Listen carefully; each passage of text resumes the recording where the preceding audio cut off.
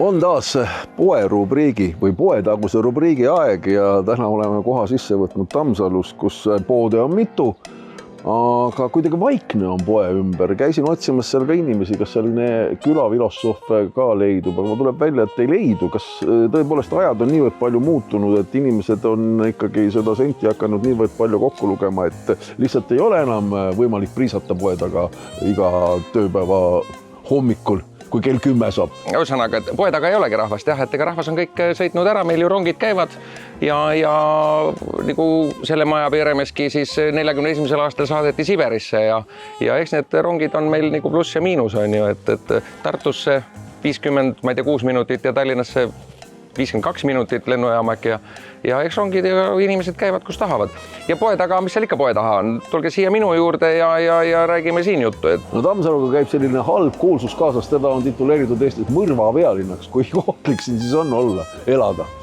No tegelikult on nagu see, et ma olin suht noore poisina, 12-aastane poiss, kui ma sain aru, et selles keldris, kus minu sõbrad hakkasid suitsu tegema, ma panin selle ukse väljaspoolt kinni. Nii et tegelikult on väga lihtne. Kui sa näed, et on mingi jama, pane see uks kinni, sa ei pea seal olema. Nii et ega igas seltskonnas, kus ikkagi on viinaninad kohal on ju, siis ta nii on, et 30 aastat tagasi, kui mehed võtsid napsu, siis nad muutusid tigedaks. Täna, kui sa lähed Itaaliasse, Hispaaniasse, mehed võtavad veini, siis nad muutuvad toredaks.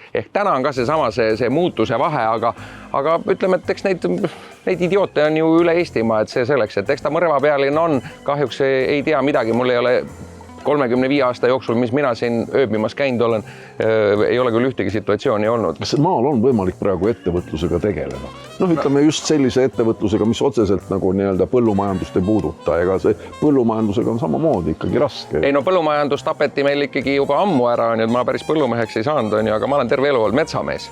Siis selle politsei, mina lõpetasin autodega transporditeenuse tegemise aastal 2010 peale puput täpid 2008 on ju, ja see asi on ainult läinud hullemaks ja need autod seisavad kõik, kui sa panid tähele, seal maja taga on ka üks auto ja sellel pole ei ülevaatust ja sellel ei tule ka enam mitte kunagi ülevaatust. 3 autot seisavad seal, see ei ole võimalik üldse nagu teha, et maal ei ole võimalik ja nüüd viimased 2-3 aastat nüüd kui see sõjaaeg on, siis nüüd tehakse kõik reeglid ikka täiesti maainimese vastu.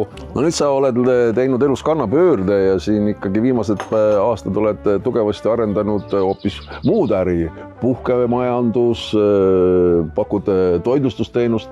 No kui rahval raha ei ole, kas nad tulevad siis ja neid huvitab see selline teenus? No ütleme nii, et ma tegelikult olen ikkagi terve elu mööda maailma ringi kõndinud ja rännanud ise ja jalgrattaga seljamatka ja tippspordi ajal nagunii mööda hotelle käinud on ju. Ja ma usun, et inimesed ikkagi tahavad liikuda on ju, et tõenäosus, et siia majja keegi tuleb elama 30 kilomeetri raadiuses, suure tõenäosusega ei ole.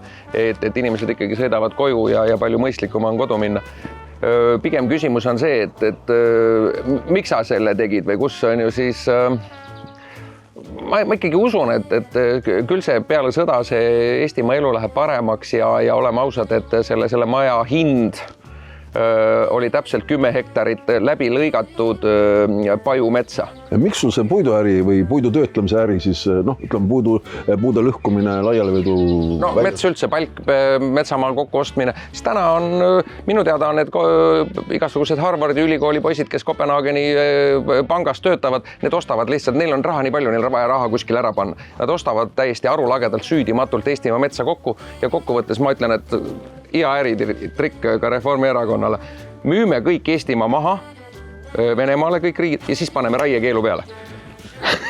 Jumal hea, miks me ei või? Ja täna tegelikult siis seda sama minu arust need mingid Kopenhaageni pangad ja Norra, Rootsi, Taani, Soome, mis iganes, kõik need minu arust nad ostavad Eestimaa metsa kokku ja kokkuvõttes ainult see 30 sentimeetrit mätas kuulub neile, ülejäänud kuulub ikkagi Eestile. Ma olen ju tegelikult ikkagi õhtujuht ja pulmaisa ja see nali, mida sa teed Tallinnas ja väljaspool Jüri ringi, need on 2 täiesti erinevat Eestit. See ongi nii. Ja see Jüri ringist väljaspool olev seltskond on ja Tallinna inimesed ei saa aru, et mis mõttes, kuidas te seal olete.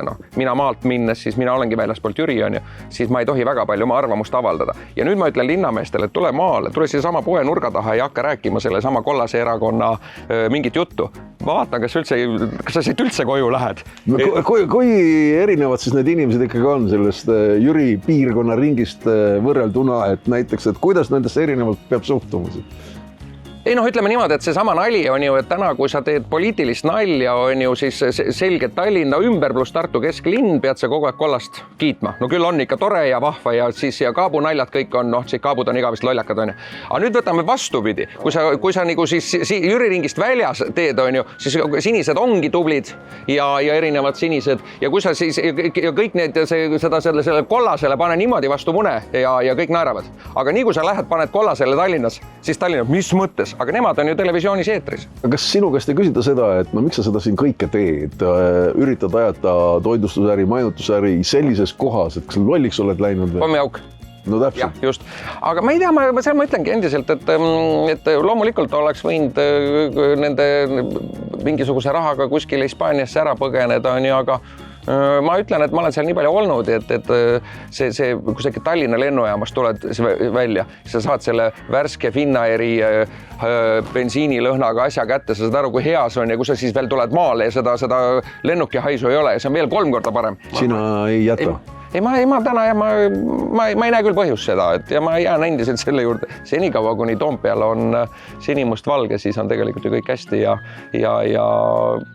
ma arvan, et naudime Eestimaa suve ja naudime ka talve, et oleks ainult talvel natuke rohkem lund, nii et saaks vahepeal suusatada ka, aga ja noh, mõni talv on ju parem ja mõni talv on kehvem, aga ma olen jumala rahul.